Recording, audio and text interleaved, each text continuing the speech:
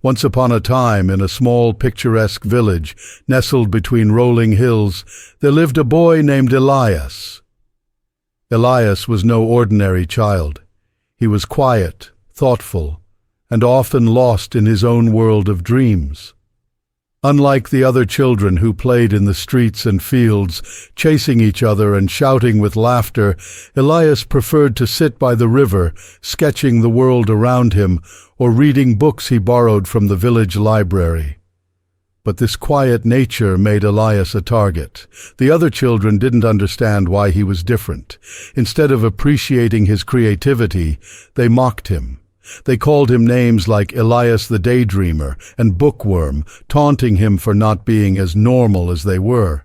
Even the adults in the village, who often believed in strict traditional roles, would comment behind his back, "What kind of boy spends his time with books and drawings? He'll never amount to anything."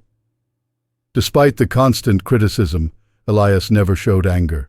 He was hurt deeply, but he buried his feelings, hiding them under layers of silence. His mother, a kind-hearted woman who saw the brilliance in her son, always comforted him. "Don't let them break your spirit, Elias," she would say. "The world is big, and you have a place in it. One day they will see." As Elias grew older, the mockery intensified. The other boys grew stronger, faster, more adept at farming and physical labor, while Elias stayed focused on his art and learning. By the time he was a teenager, the insults turned more venomous. "Elias the useless," they would say. "He'll never do a real day's work in his life." One day, an especially cruel boy named Hamid took things too far.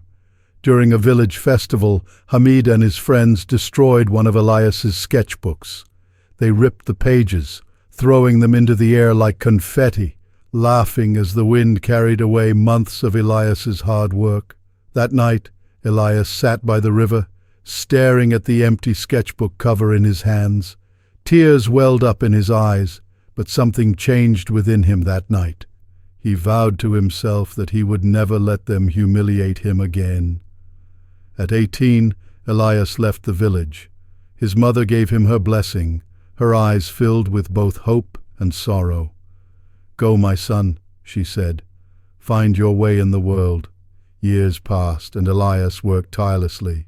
He moved to the city, where his love for art and design found fertile ground.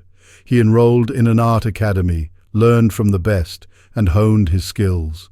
His talent, once mocked, soon became his greatest asset.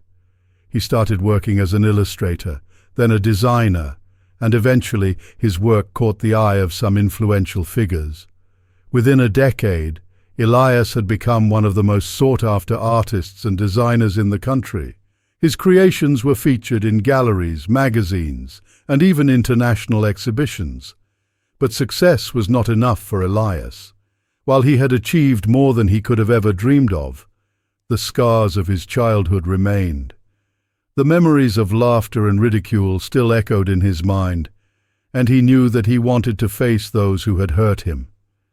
So, one fateful day, Elias returned to his village. He was no longer the shy, fragile boy they once knew. He arrived in a sleek, elegant car, dressed in tailored clothes, his posture confident. The villagers, now older, could hardly recognize him at first. The children who had once teased him were now adults, some of them struggling to make ends meet in the very same village they had never left. Elias organized a grand event in the village square, inviting everyone. The people, curious and intrigued by this mysterious stranger, gathered to see what the commotion was about. At the event, Elias unveiled a massive mural he had painted, an exquisite, intricate piece of art that captured the essence of the village, its history, its beauty, and its spirit. The mural was breathtaking, and the villagers stood in awe, speechless. After the unveiling, Elias took the stage. He looked at the faces of those who had mocked him, Hamid among them, now just a shadow of the bully he once was.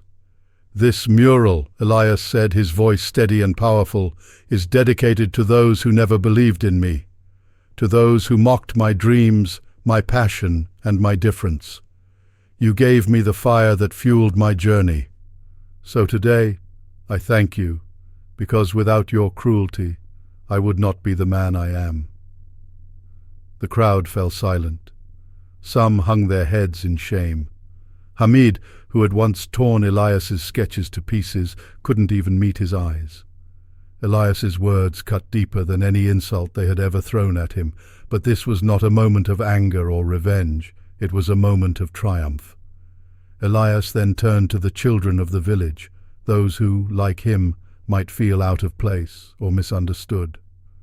"Never let anyone tell you that your dreams are too small or that you don't belong," he said. "The world is bigger than this village. If you have the courage to follow your heart,